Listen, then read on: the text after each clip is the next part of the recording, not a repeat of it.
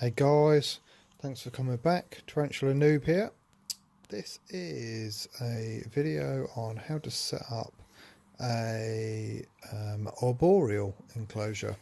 Previously done one on terrestrial, this is going to be arboreal. The first step is going to be the substrate. So pretty much this is a brick of condensed dried cocoa fibre. All you do is fill it up with some water in a bucket. Top it up. Basically this brick is again dried and condensed. It's almost like a block of wood. You get great value for money buying it this way rather than in a bag, because in a bag it's pre-expanded. You get a lot less for your money. It's easier, it's more convenient, you don't have to go through this process. But basically, fill a bucket full of water. It will tell you on the paperwork or on the packet how much water for how much of a block. This is only half a brick. I don't measure, let's put it in. But basically you put it in water, and then what you'll see is it starts to absorb the water, dip it in a bit, and it'll start to break up. It's almost like fiberboard or MDF, but if you really break it up, and this will happen over time with the water, it breaks down. There we go, look, you get like individual fibres. That's what you'll get in the bag of pre-made. This is just saving you money. About 2 hours later, it's all soaked up the water. It's too wet for what I need it for, but just go through, mix it up, break up any lumps. There will be the occasional lump of kind of hard dry stuff, and then for me I need to wring out this excess moisture. So just give it a squeeze. I'm gonna have to clean up afterwards. Give it a squeeze, and then I'm chucking it in this Exoterra Faunarium just to kind of dry out for a day before I need it, because I need it a little bit drier. So again, just squeeze out any excess moisture, let it drip out, whack it in either a bucket, an enclosure, something to get a little bit of air, ideally a little bit of heat, that'll dry it out. The first time I ever did this, I actually put it in the oven for an hour afterwards to try and dry it out, because I was in a bit of a rush. Made the house absolutely stink. But yeah, just wring it out. Don't drip the excess moisture back in the bucket like I just did, because that's just retarded. It's not going to help. So yeah, wring it out, whack it in there. This is a day and a half later. It's just sat on the side of the house. It's now dried out quite a lot, light, fluffy, ready to mix up. So here it is. You can kind of see it's dried out a lot. It's lump free, and it's kind of, again, it's light, it's fluffy, it's ready to mix up. So all I do is chuck it into a rub, really useful box. I'm doing this in a bedroom. She's gonna kill me if she sees this. So yeah, what I have is a bucket of, it's actually a mix of topsoil and potting soil. It's actually a bit too moist. I'm gonna have to leave it to dry out a little bit.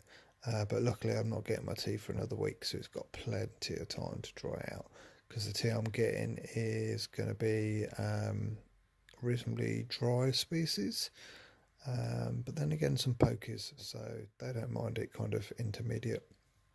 All you do, mix it up. You need to mix it to match the species that you're getting. If it's a dry species, obviously dry it out, add some sand potentially. I've done that for some of my brackies. The other things you can add, so this is potting soil, topsoil, and cocoa fibre. Yeah, just change the percentages to match whatever tea. The other thing you can add is vermiculite.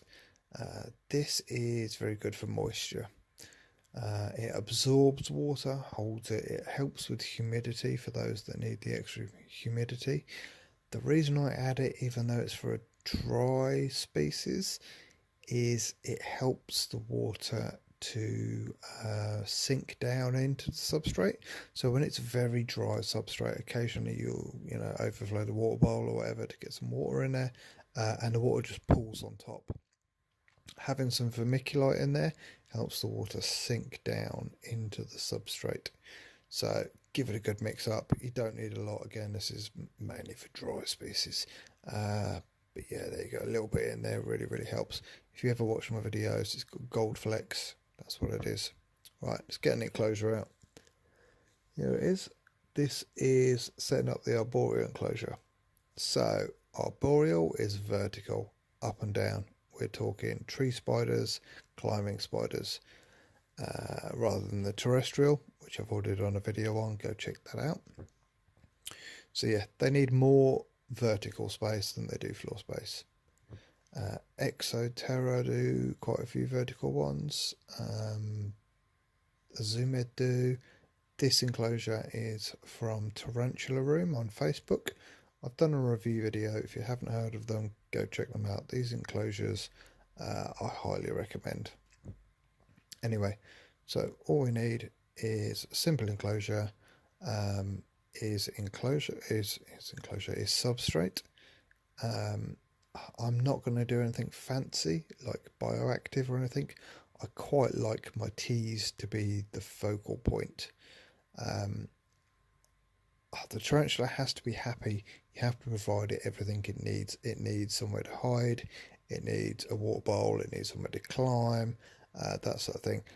But apart from that, I'm keeping it basic because I want my tea to be the focal point. Some bioactive enclosures are amazing and they look fantastic, but they're reasonably high maintenance. And again, I think they draw attention away from the tea. Oh, it's an amazing enclosure. Yeah, okay, but I want to see an amazing tea. So all I'm putting in there is basically the substrate and the cork bark, because it's arboreal, they like to climb. This is going to be for my adult female Pyrgalis. This is actually the cork bark out of her existing tank, so she's used to this. Left a little bit of web on there as well, so she will recognise that it is her, normal cork bark. So hopefully that should help her settle in. All you need to do is pack the substrate down. As I said in my other video for the terrestrial, teas don't like fluffy substrate. They like packed down substrate. These are arboreal. They're not going to spend a lot of time on the ground. The main reason I'm packing it down in here is to keep the cork bark, in this case, stable. You don't want it wobbling around. They will freak out. They don't want to be, climbing up something that's wobbling around. They're potentially going to fall. They are, they're tree spiders. They used to live in trees, not flimsy, wobbly branches. So whatever you put in, whether it be a bit of wood or anything, make sure it's stable. In this one, I'm just putting in a temporary water bowl. They do fancy ones. They do the Exoterra, stone looking ones and things. Actually, I'm putting this at the front. Don't know why I'm putting this at the front. I'll move it to the back. There's no need. It's purely a functional item. I've never seen my pokey drink, but I'm still going to offer it water in case it wants to. And I have seen my other teas drink, so I know they do. So yeah, I'll move that to the back in the end. But that's pretty much all I'm going to do. I might put a leaf in there. I'll probably hot glue. I might not even hot glue it. I'll probably stick it into one of the natural holes, just to get that leaf in there, just give it a little bit of colour. This tank's got a film on the outside, so it looks quite scratched and opaque at the moment. That will peel off in a minute. It will look fantastic. I'll do a reveal, but I'll put that in the review video. So if you want to see how the tank ends up, go and have a look at my review video. Pretty much that's it. That's an arboreal enclosure. Give it height, make sure it's anchored so it's secure. Give it some substrate, because even though they're arboreal, some of them like to dig a little bit. Give it a water bowl. That's it. You're done. Thanks a lot, guys. Hopefully you've learnt something. I've enjoyed the video. Hopefully you have. Here's the finished product. give me a like, give me a subscribe, and I'll see you in the next video. Cheers guys.